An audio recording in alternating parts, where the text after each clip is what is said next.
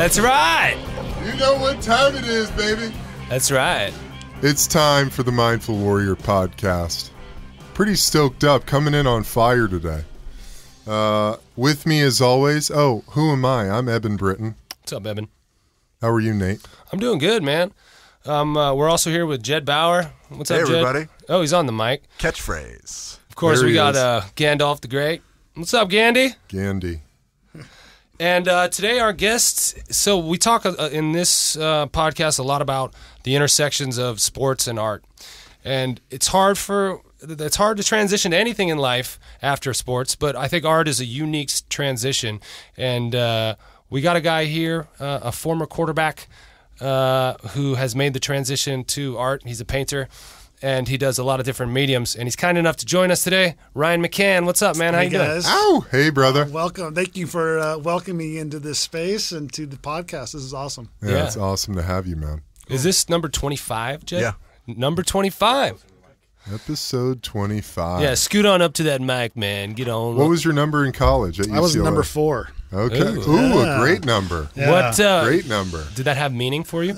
I just love Brett Favre. I love the way he played nice. the game, Nice. and I was like, you know what? That's what I'm going to go with. So I did love you that. kind of model your game after him a little bit? I didn't really play like him, to be honest. You know, I was more. My first love was Montana. Yeah, me too. And so I feel like I was more skewed that style of play.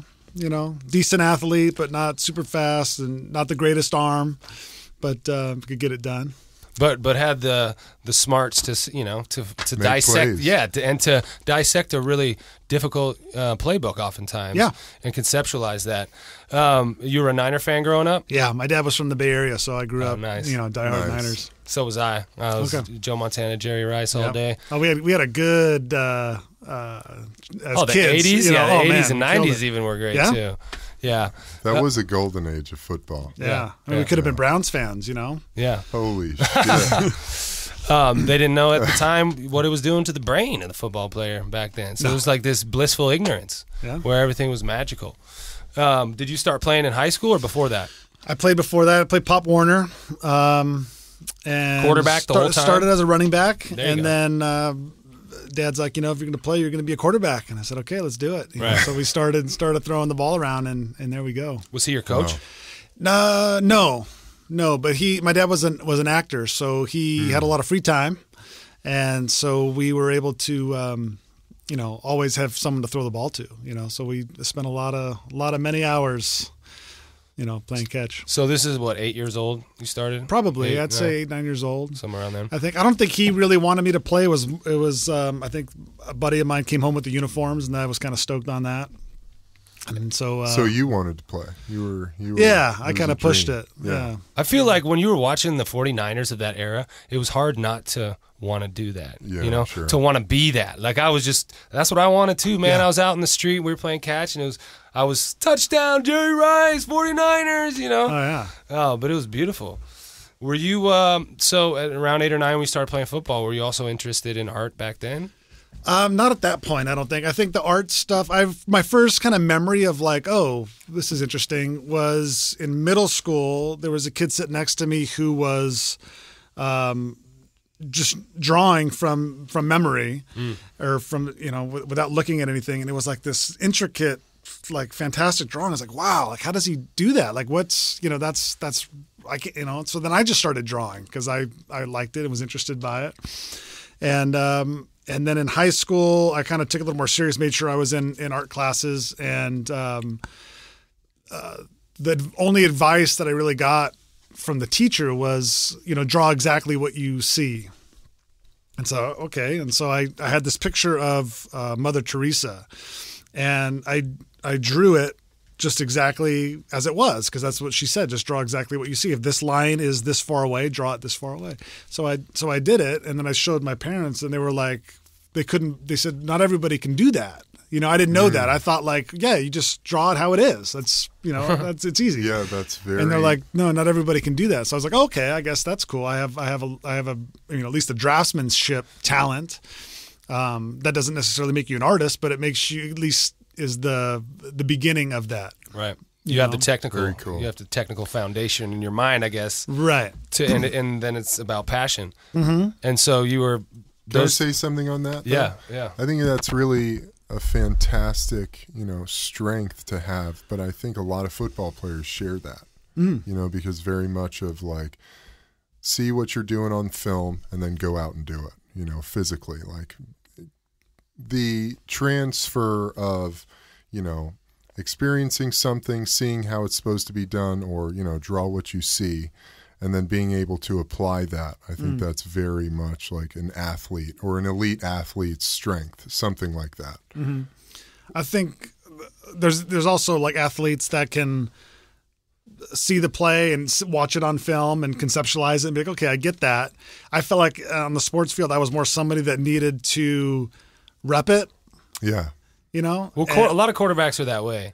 I feel like because they drill in your head that you've got so many decisions to make. Yeah. You're in charge of where this ball goes. Yeah. And you got to based on your reads. It's all about your reads and what they show you. Right. Instead of like art, which is, I guess, the other way where free form. It's completely free. Right. And you can do whatever. Yeah. And so were those two like philosophies butting up against each other at all? Or were you able to compartmentalize those? They never really crossed paths, when I was getting recruited and I was getting ready to go to UCLA, I met with the head of the art department and was going to be an art major. And it came time, to show up to sign up for class. And they're like, well, all these art classes are in the afternoon. That's when you have to be at practice, So I couldn't get enough credits to be an art major. So I ended up just focusing on history. That was my second passion coming out of high school. What era of history? Civil War. Nice. That's cool. I had a great Civil War American history teacher who just basically focused on Civil War in middle school, and he just it was unbelievable. Wow. The way he taught it. So it's amazing what a teacher can do. Yeah. Like a good teacher. Yeah. Imprint that on your brain. Mm-hmm. I'm getting married in Virginia in September. Oh, nice! Like right in this Civil War belt. Yeah. In Warrenton. Okay. Which was I was reading about it today. Sorry to change the subject, but I was reading about it today. Good. A little personal story from Nate. It was like this town that changed hands like 164 times between the North and the South during the war. It was like it was always up for grabs, and people would be But there's a lot of history there, and then here in California, we don't see that shit. I know the history on the East Coast is so deeper, richer than out here. It feels more. It feels more prestigious. It feels more, with more tradition to it. Like the fucking Taco Bells out there are fucking made of marble, dude. Out here, our fucking Capitol buildings are fucking made of stucco. It's weird, but I digress. No, yeah. Anyway, back to art. Yeah. At UCLA. I think that too is something college athletes have to deal with all the time. And not being able to schedule the classes if you have an interest like in art or creative writing. For me, I know I had trouble, getting all the classes I wanted to take, because of football. My football schedule was too much. Yeah. And, to be honest, like when it came down to it, I was so focused on football that like the amount of work that you have to do as an artist or as an art major, it's a full-time thing. There's no way I could have done both. Right. Looking back at it, and really art kind of just fell to the wayside once that started going, once the season and practice started happening. But I did notice like all my notebooks and sketch, were just full of drawings and poems and, nice. Artistic expressions. I maybe sat down and actually just did a proper, drawing, like 2 or 3 times, like my whole college career. But you were taking notes and you had journal entries and you were talking about your thoughts and your feelings and stuff. Yeah. Just, that you're sitting in a class of 1,000 people and you're just kind of zoning out and you start just kind of, doing what you want to do. So you had that spout that was letting out that fucking energy a little bit. And then there was, in college, I had a buddy, one of my really close friends, was a track athlete and left that to go pursue film and got into the film program at UCLA as a director. So he put me in all of his, student films, and we were making, like goofy skate videos, Jackass stuff before that happened. That's awesome. Just getting stupid, stapling your balls. Nothing like that. Like pranks and skateboarding. Yeah, doing tricks and getting hurt and stuff like that. Exactly. Yeah. Are you a skateboarder? Not really. I had a longboard. That was my thing. I would just kind of cruise. That's sweet, man. Around the UCLA campus. A little bit. I didn't skate a whole lot. But at a certain point, I was kind of letting off some steam and just kind of letting go. Nice. Yeah. They got those fucking bird scooters on the UCLA campus now. You know that? These things. Have you seen those scooters? No. Come out to the Santa Monica, Venice. They're these little razor type scooters, but they're electric, and all the fucking tech people are just on them. So you basically just unlock them with your phone. Wow. There's an app. Yeah, there's an app. It's $1 to unlock. 15 cents a minute. Ride it wherever you want. 15 miles an hour. Quiet as a mouse. And they're having some legal issues. They now, are, right? man, because they're operating. Because the way it is, you can just, when you're done with it, you leave it wherever the fuck you want. Yeah, and people can open their app and find out where the birds are. Any open bird, boom, you jump on it. Wow. So they're left in the middle of the sidewalks everywhere. I'm like, now when I walk by them, I just fucking kick them over. I'm like, fuck you guys, man. You're a fucking nuisance. Somebody left one down the street, and I noticed somebody had snipped the cable on it. Really? Oh, Yes, it's happening, dude. The Oh, resistance. shit. La bro. resistance. They were not having that. Resistance. Yeah, man. Because if you go down there to the boardwalk now, which I go down there all the time and ride my bike, and it's like a sacred ride, and it's like, and now it's overrun with people on these things, and it's just packs and like going by you, and I'm pedaling, like feeling the energy, and they're just like standing there, like just completely unengaged with the speed at which they're moving. They have no appreciation of the whatever. It's fine, man. You're old school. You're old school. Yeah, No, Nate but anyway, doesn't fuck with it. The UCLA, it's a problem on the campus. There's like it's split, like 50-50 if they want them there or not. Because Is there a thing, or is there no, a I read thing about in it. your mind? I read about it. I'm working on an op-ed about this. Okay, cool. Literally, gotcha. I am. I gotcha. And You're in it. Well, the LA Times has written about this a lot. Yeah, so Yeah. there's a legal quandary as to whether or not you can leave your shit on love public that. property and then have be operating a business essentially on public property. You're writing an op-ed on this? I want to, yeah. Do it, bro. Yeah. LA Times, if you're listening. I have the connection, man. When it's ready, I'm going to send it to them. I love it, dude. They're probably going to reject it. Fuck that. But you got to try. You're a Venetian. Yeah, exactly, dude. I mean, live come amongst on. them. Yeah, They're fucking you're in that dangerous. shit, dude. Anyway, dude. Yeah. Back to Ryan. Ryan's art. I want to talk about your art. I want to talk about. Let's hear it. Well, so UCLA. What was let's wrap up your football experience at UCLA and then So it's, what happened after? I picked UCLA because, for many reasons, but one of the factors was McCann. Cade McCann was the starting quarterback. It was going to be a senior. So the next show, I'd have 1 year to kind of prep and get ready, and then I would, try to win the job and start my freshman year since I redshirted. So it was a battle. It was a wide open battle. I ended up, at first I was like a third, and then I got bumped up to second. And then, so that freshman year, I think I played like very little, like a couple snaps at the end of a couple games. And then going into my sophomore year, it was me and Corey Paz and battling through summer camp to see who was going to win the starting job. And he ended up winning it. And then the first game was Alabama, which was ranked number 1. They came to the Rose Bowl. Wow. Corey breaks his collarbone the first play of the game. Holy shit, dude. Get in there, McCann. Yeah. McCann! Yeah. So, I mean, I've been prepping as if I was going to be, the starter, because they didn't tell us, I think, until that week or right up until Saturday morning. Yeah. You weren't standing in the back reading philosophy novels. No, I wasn't. I wasn't checked out at that point. Yeah. So yeah, I was ready to jump in, and we ended up winning. Ended up winning the game and knocked off Alabama. So that was huge. It was a good big momentum. And then we played Fresno State, won that game, and then Michigan was our third game, and they were ranked number 3 in the nation. Actually, Alabama was number 3. What a schedule, dude. So yeah, 2 number 3, but at home at the Rose Bowl. So they come in fired up. What year was this? This was 2000. Nice. And we ended up winning that game.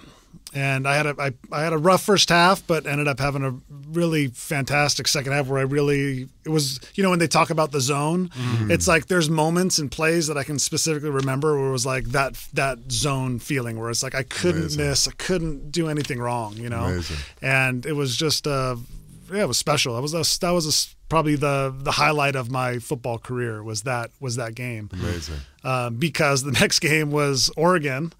up at Autzen Stadium. ESPN Game Day was there. This was like the game of the week, this hot up-and-coming UCLA team against this hot Oregon team. And that was just was a rough – what could have went wrong, The deafening – I mean, you guys have played up there. That place is so hard to play in. It was and this was before they got – so this was like AstroTurf. It was like a terrible. You played on it. No, I didn't play on it, but I walked on it. One time. Yeah. I got accepted to Oregon, and I went for a tour of it, and I walked on the field. It was pretty gnarly. Yeah. So we guys were slipping, and what could have went wrong went wrong. It was a bad day, so we ended up losing. And then the next week at practice, my arm was hurting. And so I got it checked out, and it was bad, and I had a torn labrum. And I don't know if it happened in a play or when there was never like a specific moment, but I just couldn't throw the ball. Yeah. So they had it operated on, so that was the end of that year. Oh, so I had a good start, had a good thing going there. Right. And then throwing shoulder, right? Throwing shoulder, my left shoulder. It's brutal. Lefty. Do you think it was just wear and tear, maybe? Or was it could have been. Yeah. It could have been. And it could have just been a timing thing. It's the universe kind of stepping in and being like, hey. I mean, how many balls that too, for sure. How many balls, just curious, are you throwing a day? I don't know. I mean, at least over 100, 150 balls for sure. Yeah. At least that, you know.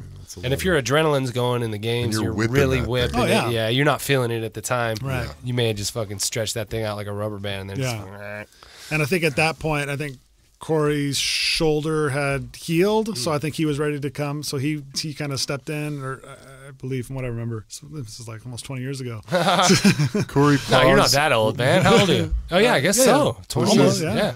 We're all that old. 18. Yeah, we're all that old as fuck. P-A-U-S? Yeah. And then that next year, my junior year was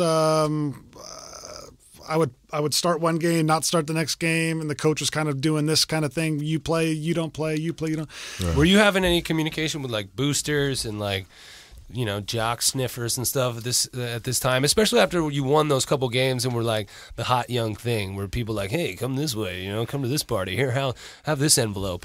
No, I never had that. Yeah. Wow. I never. Me either. You hear about it. You watch Blue Chips, and you're like, all right, I won a big game. Right, one of those envelopes, no envelopes. So, So then after that junior year of kind of back and forth, I said, I need to play. Like I knew that. I knew I needed snaps, to get better and just to be a better quarterback. And so I looked at my options and didn't want to take that chance. And so I said, I'm going to transfer. And UT Chattanooga needed a quarterback, and they threw the ball a lot. And I said, let me go there, throw the ball around, put up some numbers, and get noticed, hopefully. So I get to Chattanooga, and I remember the summer before that season was like the best that I had thrown the ball. It was like my top shape I'd ever been in. It was like I couldn't miss. It was just I was there, Yeah. Play the first game, second game, arm's starting to hurt, I said, what? That doesn't feel right, So like, yeah, you got a little tendonitis, just take it easy, So I, still practicing and go out. Start giving me ibuprofen. I'm just like, now my arm's really starting to hurt. So they look at it, they say, well, there's nothing really going on. It's just, I think you have tendonitis. So the tendonitis, what they thought was tendonitis, was so bad that I couldn't practice. I could only throw one day a week, and that was game day. So I wouldn't practice, and then I would play in the games. That Meanwhile, hurts, just like, this is when I got on DMSO, the horse liniment. The horse. That stuff is so awful, man. And it comes out your breath. Yeah, it's so bad. Oh, yeah, it comes like this gnarly kind of rottenish garlic. And so, like, me in the huddle, and my buddy who was the receiver, like, geez, like, what? You fucking read. They put it on race horses to heal their muscles when they tear. Yeah. And it's this incredibly potent, like, petroleum stuff that seeps in. You rub it on the thing, but it seeps into your skin. Apparently, it heals you, but it fucking just smells. Yeah, it's gnarly. But you have to clean your skin with alcohol. Like really, really like you have to sterilize everything, and then you put it on, and it goes in, and it works, but it ain't legal. Yeah. DMSO. DMSO, and then the ibuprofen started to burn a hole in my stomach. Yeah. So then I was getting acid reflux and just living with that nightmare. But ended up having like a decent season regards all that, and signed as a free agent with the Bengals that next year in 2003. And then just to wrap it up, got to camp. Oh, so I took time off, got all the MRIs, and they said, well, there's nothing torn, there's nothing. So they said, just take it easy. And so I started to throw a little bit. Arm felt okay.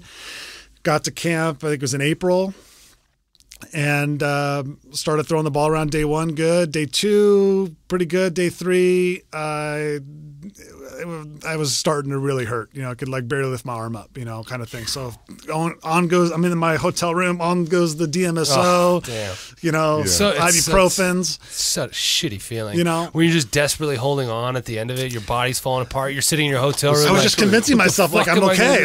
Exactly. I'm okay. Because the whole goal was to make it to the NFL. I mean, that's why I left UCLA, is because I just I needed to get there. Like that was the reason I was doing all this. My whole life up to that point was football. Yeah. Right. And so I'm there, and I put on the helmet and I'm out there throwing to, Ocho Cinco and, these guys. Was that Carson Palmer's rookie year? Yeah, same as Carson. Oh, that's cool. Yeah, we came in at the same time. So I knew him from the high school days. That's a little fun. bit of recruiting. And so was that TJ Hushmanzada? Hushmanzada was there. He was a baller, man. He was sweet. Yeah, he had some beasts on that team. He had some players. Yeah. For sure. Yeah.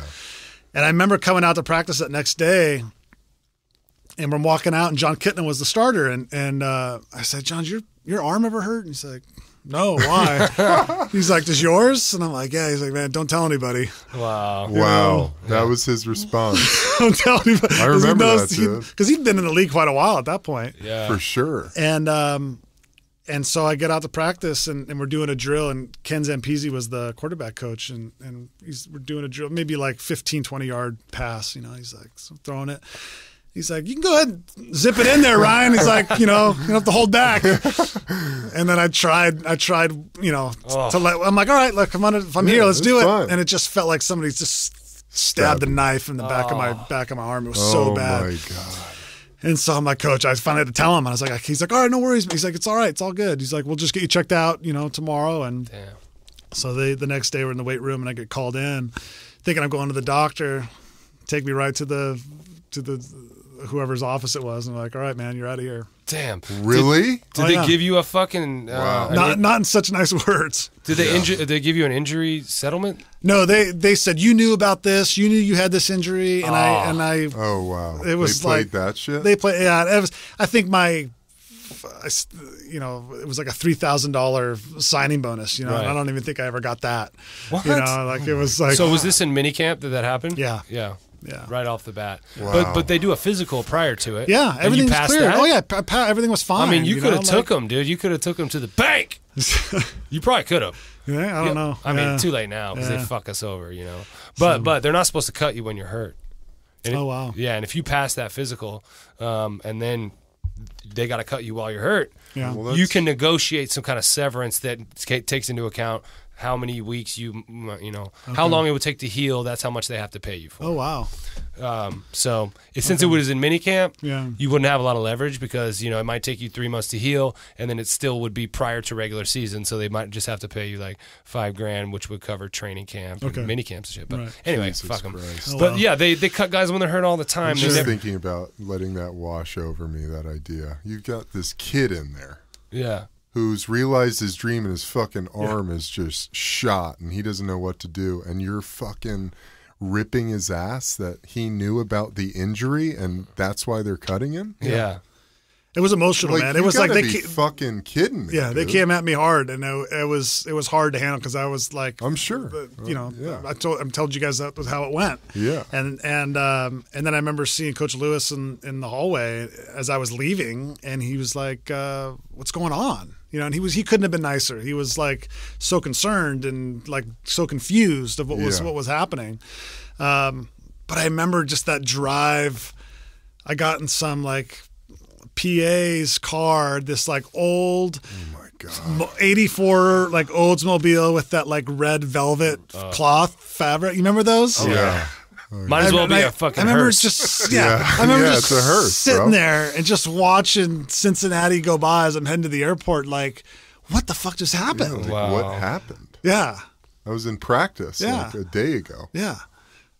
Damn. Wow. So that's how it all ended. So that's how it ended. So I came home and I had surgery. I did need surgery. Yeah. What was it? It was just like the whole thing was kind of stretched out. Yeah. So they went in just and cap. just tightened it up and cleaned everything up.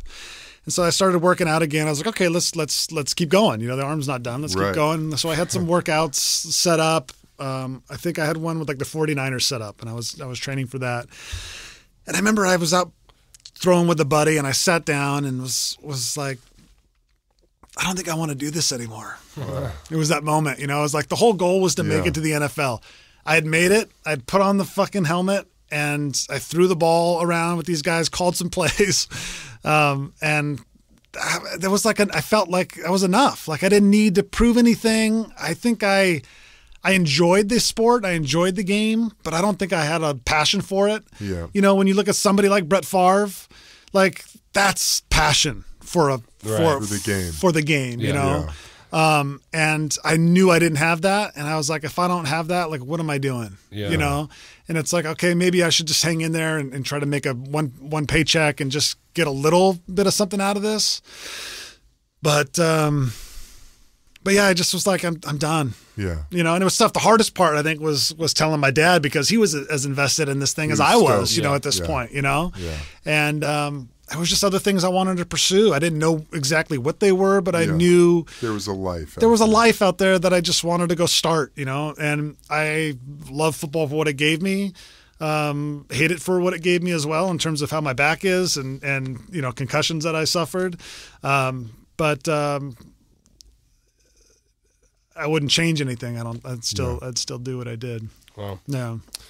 It was really beautifully put, man. Yeah, man. That's amazing. Those last moments. Because I vibed. I relate to everything you said, having that feeling come over me, What was your experience? I was in my last year in Chicago, and this was really the moment. I had a kind of rough ending in Jacksonville, got signed in Chicago, had a great year. Thought I was going to have kind of a good free agency. Didn't. Re-signed with Chicago for a year. End up getting cut after the preseason, which was super unexpected, but not within the circumstances of what was happening. My hamstring exploded. Like the first day of pads and training camp doing one-on-ones, I stepped in a ditch getting bull rushed and my hamstring just fucking erupted. And I missed all of preseason. And then the last preseason game, they're like, my O-line coach is sitting there. He's going, Eb, I think you really need to play. I think you need to play in this game. And I was like, what the fuck is this all about? I was like, I'm going to play in it. I'm fucking playing in it already. I get it. But the vibe had shifted. And I knew that same energy feeling from when I was in Jacksonville, which we've gotten into before. But, so I got cut, and then I get re-signed because two of the O-linemen for the Bears go down with injuries in week one in like the first quarter. They call me up in the third quarter and are like, they brought you back. Eb, can you fly back in? I was like, motherfucker, I'm in my apartment down the street from the stadium. Like, I'm here. I'm outside. Look down on the street. I'm right here. And so I signed back. And, the energy was just all off. There was some magic in that first year in Chicago, and I'm really grateful for that because I sort of refound my love for the game and, what I was always doing there in the first place. And there was a lot of magic with that team and the chemistry. It was a really great experience. And then when I came back, it was different. The energy was off. We weren't working in the same way. Guys were kind of disassociating from each other, in a different way. And then I was really going down a dark spiral, with injuries and Adderall and just my own experience with the game. I was slowing down. I was really bitter about being cut, and we hit the bye week. I come home, fly here with my wife and daughter, and my jersey's getting retired at my high school. And I have to leave the ceremony early because I'm having this pain that's so intense in my gut that I don't know what's going on. I'm like throwing up. Turns out my appendix is exploding. So I have emergency appendectomy Sunday, but I was supposed to leave to go back to Chicago for the next week.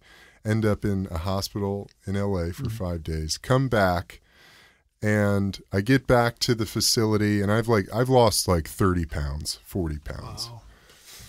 And I'm sitting in meetings, and this was even after a few weeks of working myself back and getting back into practice. And I was just sitting there, and I'm like, what the fuck am I doing here?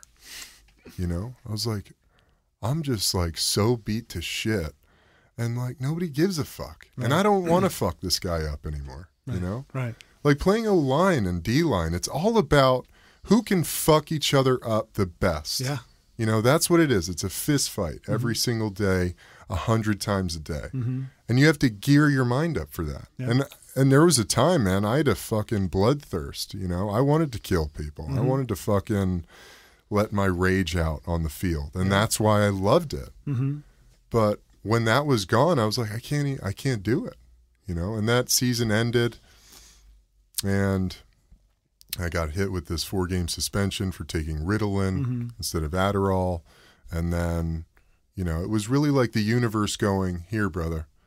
If you can't make the decision to be done, we'll just help you out, you know? For sure. And I really just relate to that feeling, you know, when that fire goes out, you know, and you're sort of in the midst of your reality, you know, and because you're like, I don't belong here anymore. Yeah.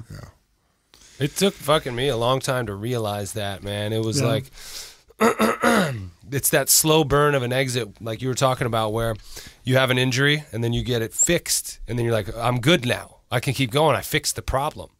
I had just finished my 6th season in Denver. Coach Shanahan, who had been there forever, got fired. I had ended my season on injured reserve, tore my hamstring in like week 12 in practice, and then spent the rest of that year in IR. And then Shanahan was fired, and Josh McDaniels was hired to come in, and he was there for a month, and I was still at the facility trying to get my hamstring better before I could go home for the off season. And he was there. He was moving in. It was like a really weird, eerie feeling in the building because it was the house that Shanahan built in a lot of ways. Like all the artwork on the wall, the pictures of the guys that were part of those teams. Outside of his office, there was this big old like picture of him, like up close of his face. I mean, people were taking this stuff off the walls, and this 31-year-old guy was moving in to that same office. Yeah. It was a trip. Yeah. But I was down there working out, so I'm like, all right, I'm going to go upstairs and introduce myself to my new head coach, who was like a year older than me. So I go in there and sat down with him. I thought we were going to be contemporaries and we could I could crack jokes. I was sort of single at the time. I was dating this girl that was like a bad relationship, and he was asking me if I was married, and I was like, I made some joke about being single and my like horrible girlfriend, and it just fucking pin drop, you know. Oh, no. He did not respond at all to that, and I think at that moment I was like, I might be in trouble. But would he have responded to anything? Like, what does that guy respond to? Yeah, he was very just unemotional and just unavailable. Like, there's no connection. And then a month later, I was at home, and I got a call. My parents actually got a call on their answer machine, left a voicemail on their answer machine from the GM saying that I needed to call the facility. Wow. And so I knew, of course, what was going on. And then I called, and then I couldn't get him to call me back all day long. Finally, I get through to him. He calls me back. He tells me, yeah, we're going in another direction. And I said, well, we're going in another direction. Yeah. But this wasn't McDaniels. I wanted to talk to McDaniels about it, and I called him. And his secretary, his man secretary, told him, he's like, I'm like, is Coach McDaniels there? He's like, yeah, hold on a second. On hold, and then he comes back 30 seconds later. He's like, yeah, he's in a meeting. He's going to call you right back. And I'm like, all right, cool. Gave him my info and never called back. Never heard from him. So that's how Broncos ended. Wow. But my hamstring was destroyed, and I was trying to get back in the league, you know. So I moved to San Diego, and I was working out, trying to fix my hamstring. Living with her financial advisor. Living with my financial advisor, who at the time was fleecing me for fucking... no. Yeah, and I didn't know it. Oh, he didn't, epic. To his credit, he didn't know it either. He was, we all got got caught up in this real estate Ponzi scheme, and he lost a significant amount of his money as well, and was disgraced in the whole deal. Okay. Went to jail for a short time because of it. But I lost $166,000 fucking like that before I knew it. It was and it was all happening while I was staying with him, and he never said, "Hey Nate, this thing is happening."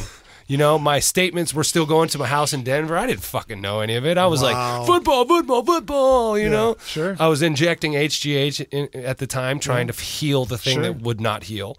Running on a track like a gimp, trying to get my fucking stride back. Wow. And then I ended up... That's what we do, right?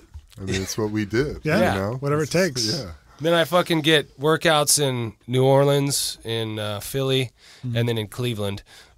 Cleveland says, we like you, but we can't sign you. They send me home. I go to Cabo with that chick that I was sort of dating at the time. While we're in Cabo, I get a call from the Browns. They're like, we want you after all. I'm like, fuck. She lives in Vegas at the time. So I'm like, okay, well, I'm in Cabo. I'm going to fly back to Vegas, so I'll be flying in from Vegas. The people who are doing the travel are like, okay. So I fly in from Vegas, and I'm on the fucking field the next morning in Cleveland Browns training camp. Wow. Completely ill-prepared for that. My body was falling apart. And then I lasted all of a week there.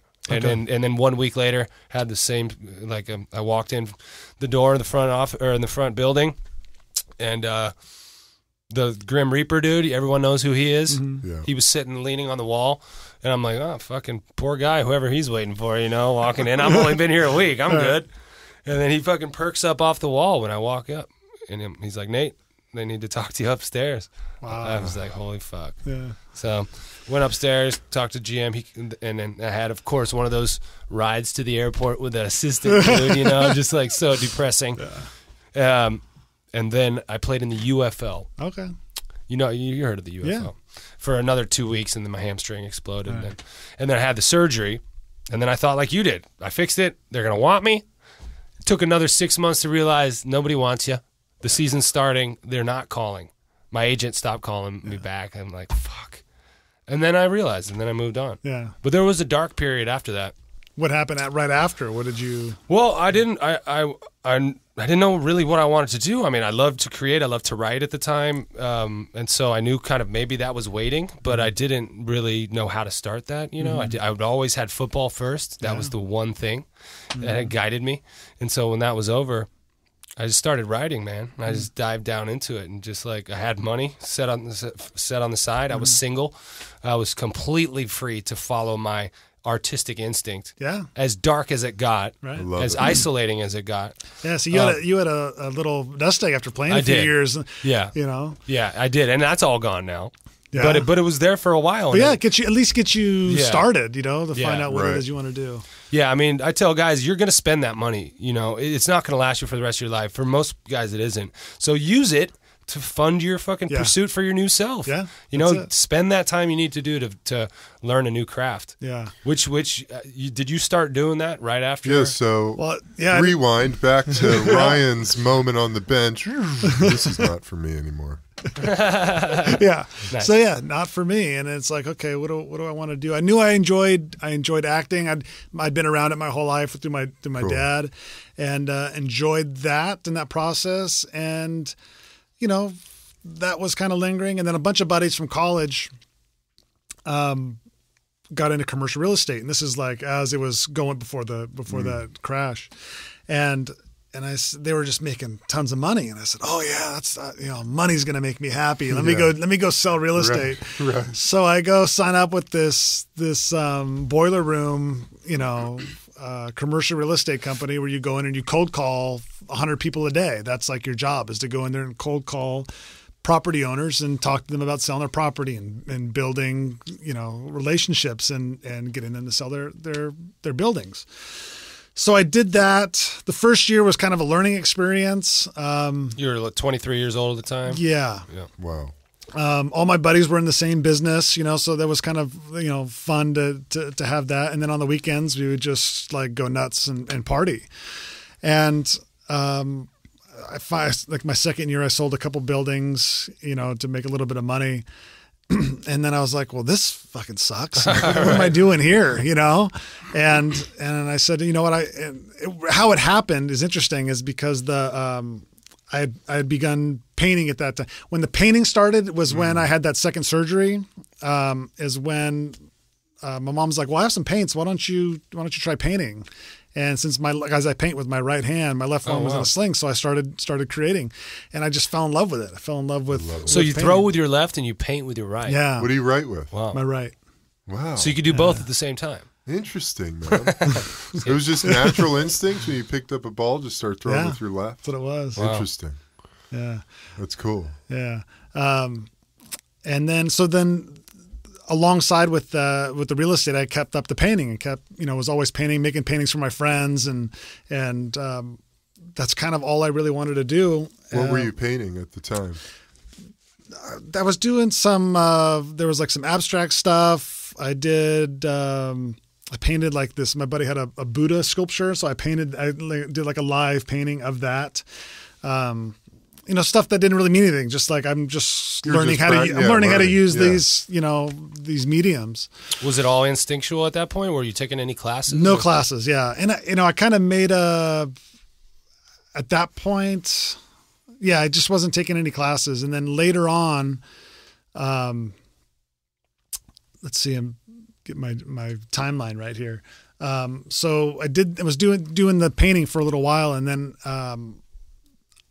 I had an apartment in Santa Monica with a roommate, and he had this wood desk, and I was sitting at the desk kind of concepting some ideas, and there was a cigar lighter on the table, like a little blowtorch, like a little mini blowtorch thing. And so I took that and started like writing my name underneath on the table, like burning my name into his table, and then like a light bulb went off, like, oh, I wonder if I could paint an image with this. Like, how could I create, how can this work? And so I took that same table and that lighter and took it home, took it to my parents' house where I had my art studio, and did my first blowtorch piece. And it was an image of Gandhi working a gun. And so how did you do the intricate detail work? I didn't. It was very rough. It was just a rough, just the blowtorch right on the wood, just drawn circles, and I used a little bit of stain for color, and that kind of set it off. And I was like, okay, how am I going to make like a realistic face with this? And that started the evolution of the blowtorch. Yeah. So I was looking on your Instagram feed, and I saw, there was a video of how you do that. So you put down a substance over the surface first, and then you blowtorch over that substance and then pull it off. How does it work? No, so that's another way of using the torch. Is I got this fire retardant gel that I can put on the wood and blowtorch around it. That's one way to do it. But to do like the intricate, like realistic looking stuff, I do with like a piece of metal basically and a small flame, and you can manipulate the flame in half to cut it so you can get it like half of what a small flame is about as small as you can go. So I kind of made it my mission or my goal to just use that, because you can get a wood burning kit, like a hot point pen that burns the wood, but it kind of digs into the wood and changes the feel of it, and you can get detail with it, but it changes it. Right. And so I decided I'm just going to use the torch, and that's all I'm going to use. So that's how that started. And so you started doing a lot of those and selling them, and you're how did this become a profession for you? Right. So I think I was still doing the real estate at that time, but very little. My buddy that I was saying I did the movies with in college, at this point he had a script that his brother had written that they wanted to make, and so I read the script and I fell in love with it.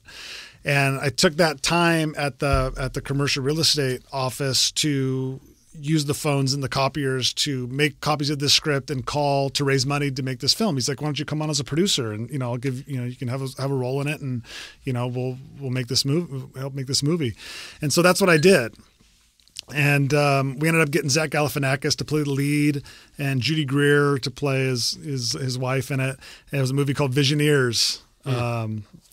Jared Drake was the director, is my bud, and it was a great time. It's badass. Yeah, it was awesome. It was awesome. It was a lot of fun. Where'd you shoot it? We shot in Seattle. Oh, cool. Yeah, Jared was from Seattle, so we shot in his hometown of Snoqualmie, and made it's a great little funky dark comedy, with Zach before Hangover.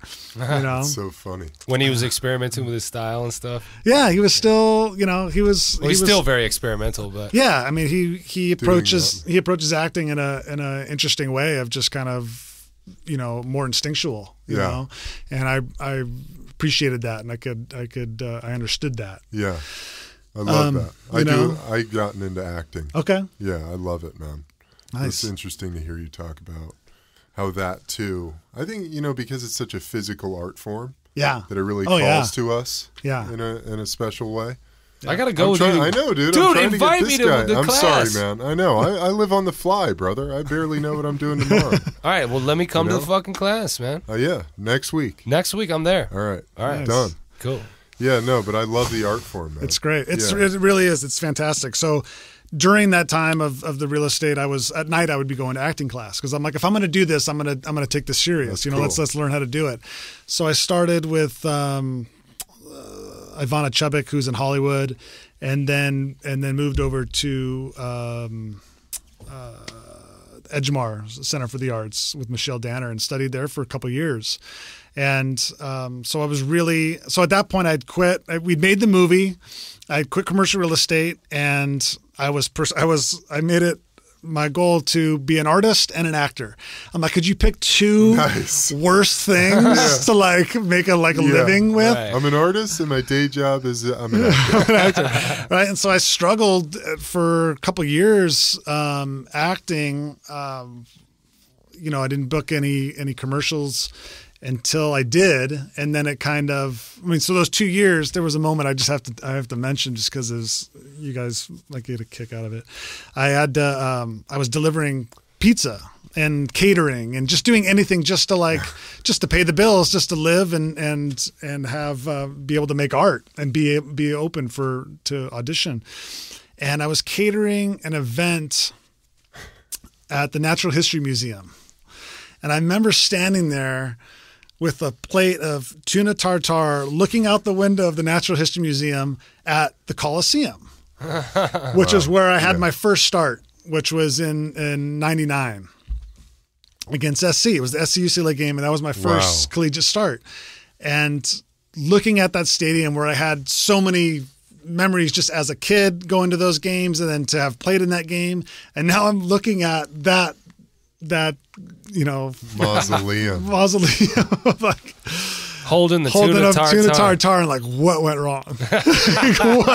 what happened? How did I go wrong here? Yeah. So I just kept going and then I booked a couple commercials, and that commercials pay well, and that afforded me to not have to do that anymore, and continued to make art. And so the acting kind of was the leader in terms of the art and the acting. That's cool. And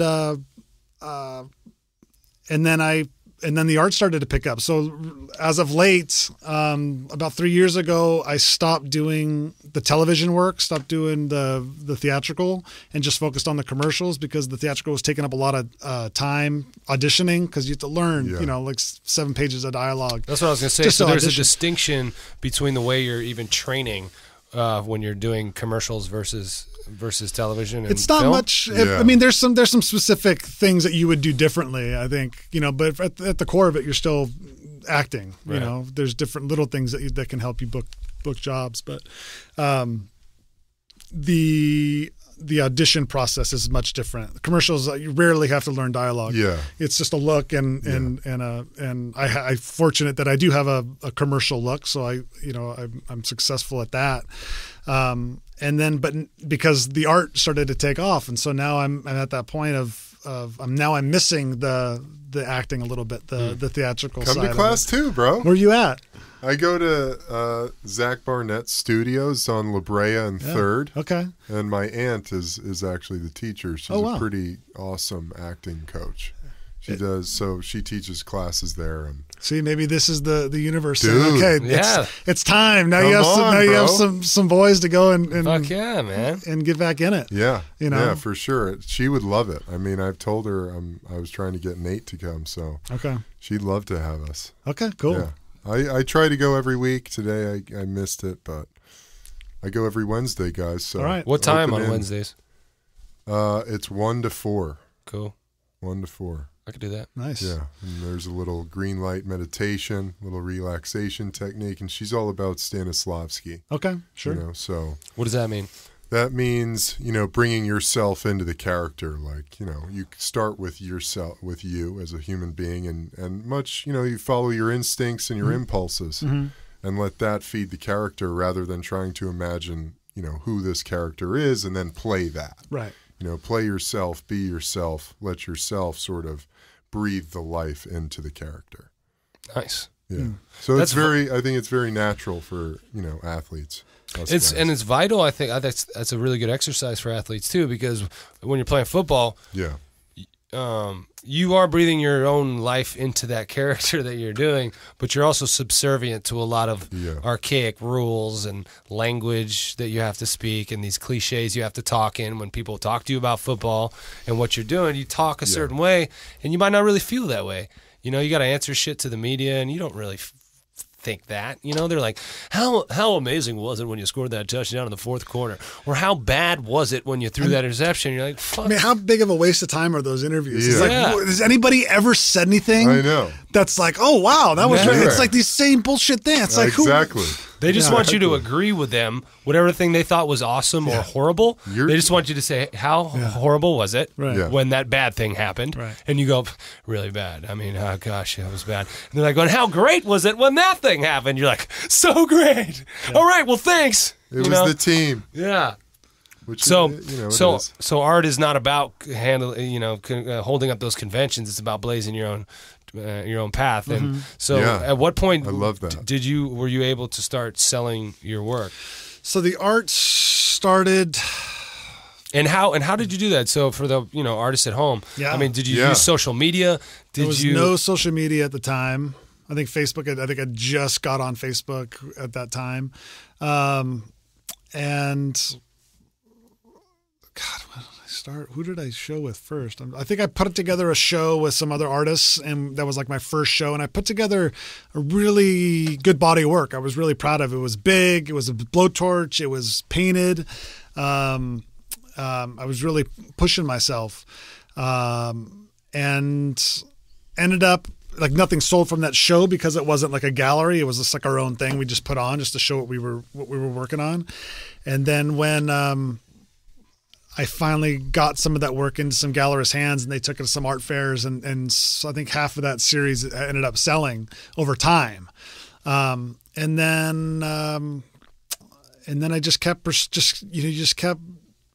pounding the pavement and trying to meet people. And there's a great organization called LA Art Association, Gallery 825. They're on La Cienega, and they've been in the city for over 70 years. Like they've been around for a long time, and they're fantastic for art people that want to explore arts in Los Angeles but don't know anybody or don't know where to show.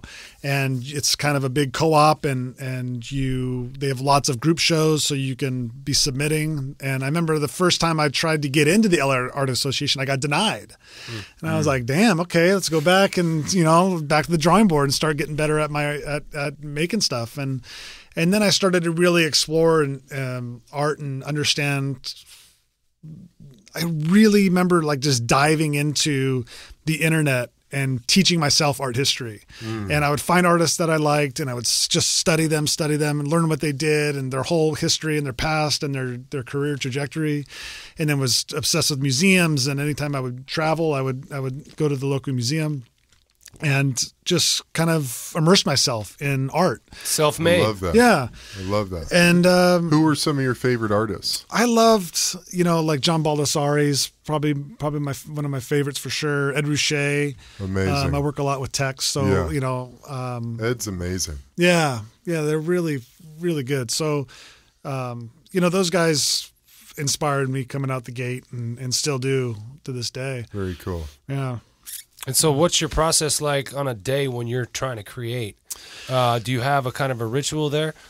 So now I do meditate. I meditate every morning. I do TM. So I start the day with that. TM. What's TM? Transcendental meditation. Okay. Talk to us about that process a little bit. Okay. So transcendental meditation, you go first to, I don't know what they would call them, a mantra? They take you to somebody to get your mantra. And and you have to go 3 days in a row. And it's kind of a little bit of a ritual, kind of how it happens and how your mantra is given to you. And you start the process. And so when I first started, you do 20 minutes in the morning and then 20 minutes. So I want to know about the mantra a little bit. It's specific to you, yes, and kind of what you reveal about yourself during these 3 days. And sure, it's like in the ceremony, it comes to your, I guess you'd say, your host or your, not a shaman, but like a facilitator of that. That's like, I know what you mean. I don't know what they call it. It's a while ago. Guru, yeah. The meditation man. Right. Yeah. And so, and they structure this mantra.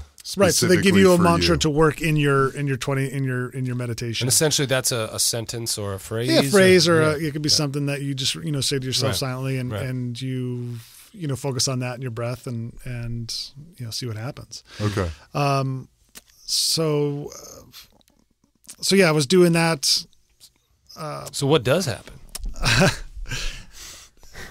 I mean, where do you go? I mean, what's the sensation? The sensation is a sense of like clarity and calm. Yeah. That you don't, when I first started it, I was kind of off and on, and I had a hard time with it. It wasn't easy for me.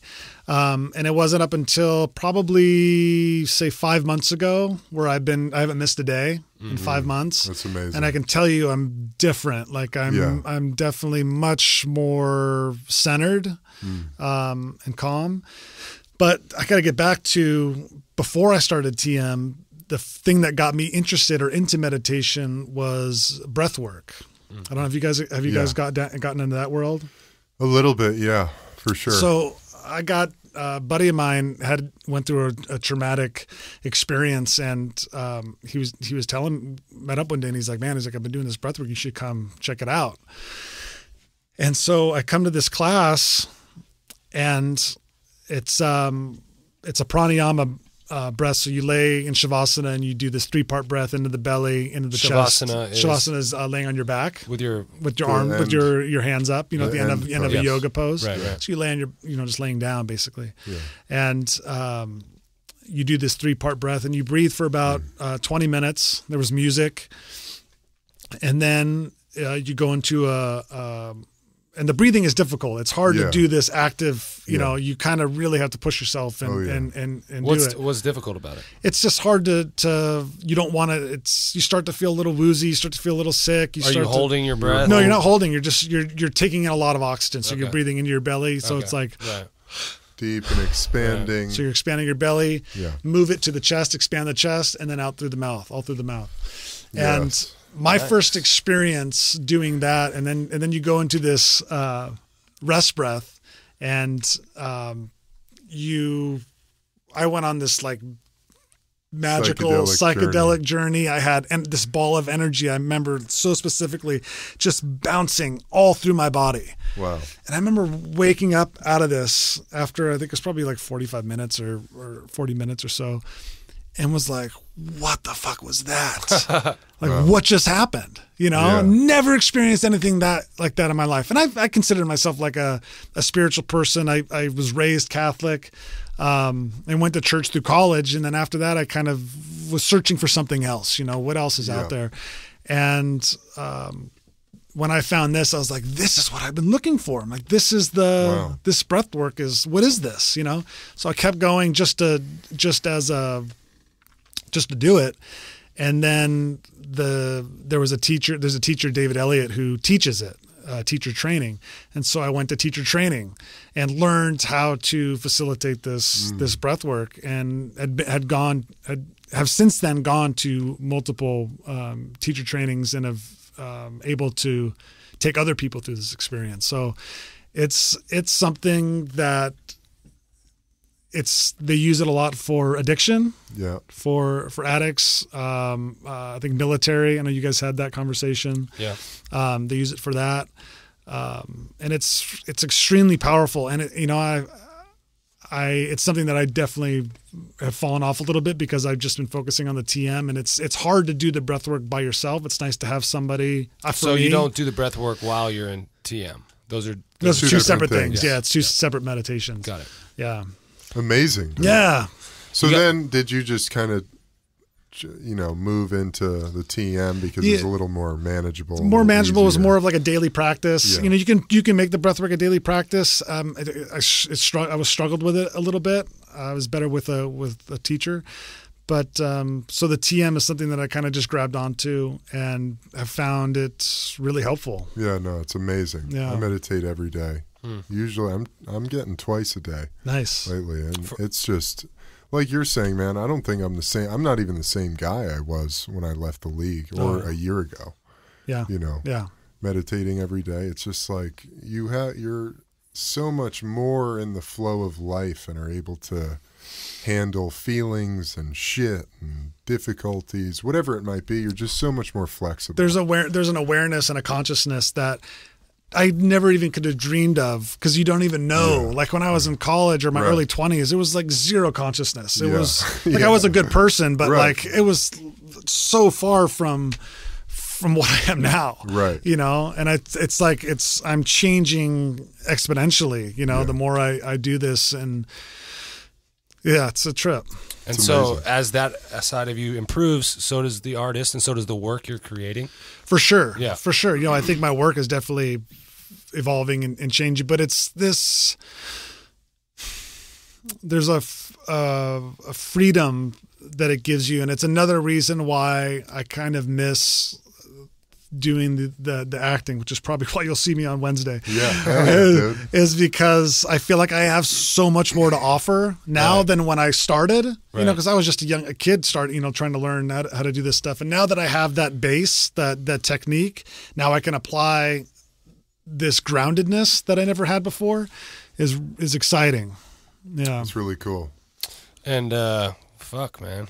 That's we awesome. started on the meditation because we were talking about your creative process. Yeah. Your day. How do I start my day? So that's how I the start meditation my day. starts it off. Started off with one of those, and then get to the studio, and if I have a piece that I'm working on, I'll get into that. But if not, if I'm in the creative stage, sometimes it helps to just make something. If you're just like, if I just sit there and I'm like, all right, what do I want to make? Or, or I look on my phone and I have like notes of things, anything that I saw or picture that I took of something that inspired an image or inspired a word. And right now I'm making work that is image and text based. So there's the image, there's the text. So it's like, what is the font that you use? What does the word say? What does it convey? And how do those two play with each other? Right. And then what is it made of? So it's these three things kind of trying to weave them together to create either a feeling or some form of context or story that is interesting and that is worth looking at and worth, producing to be in the world.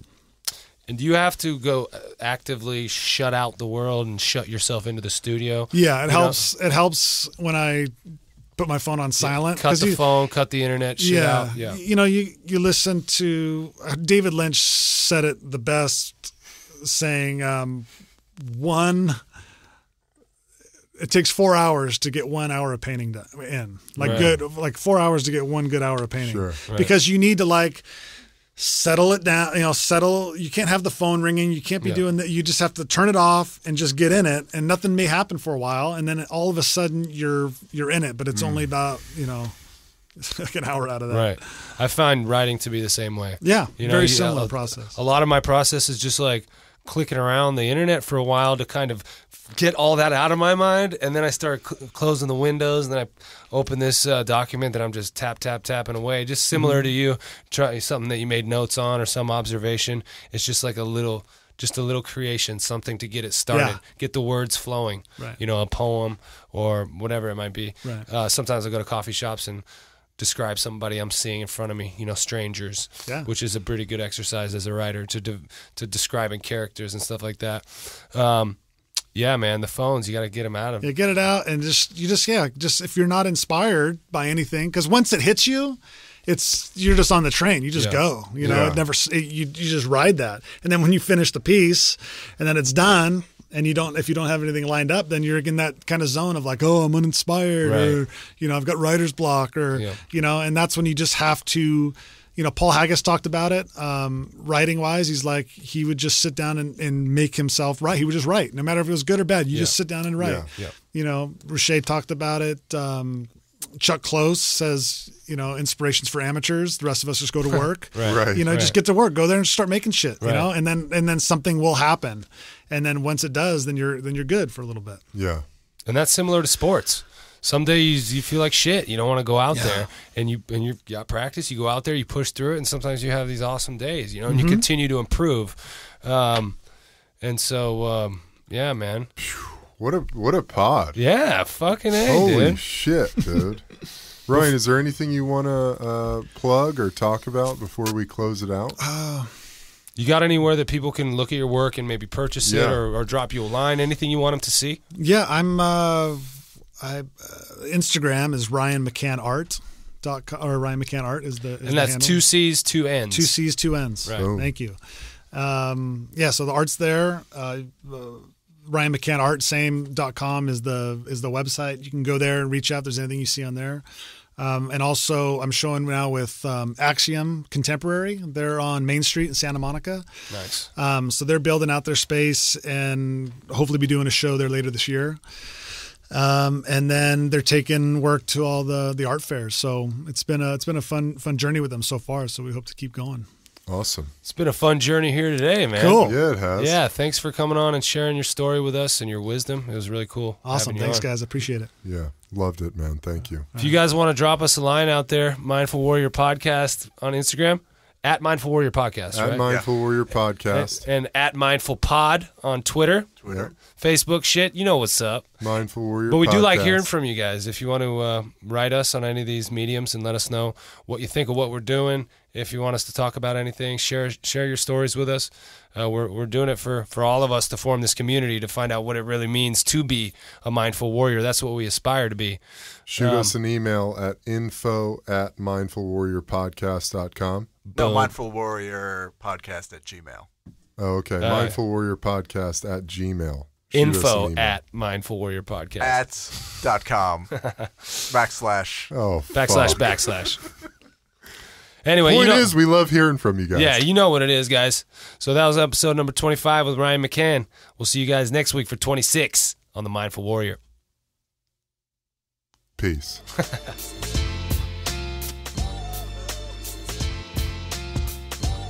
Thanks for listening to the Mindful Warrior Podcast, brought to you by Athletes for Care, a health and wellness resource for athletes of all ages.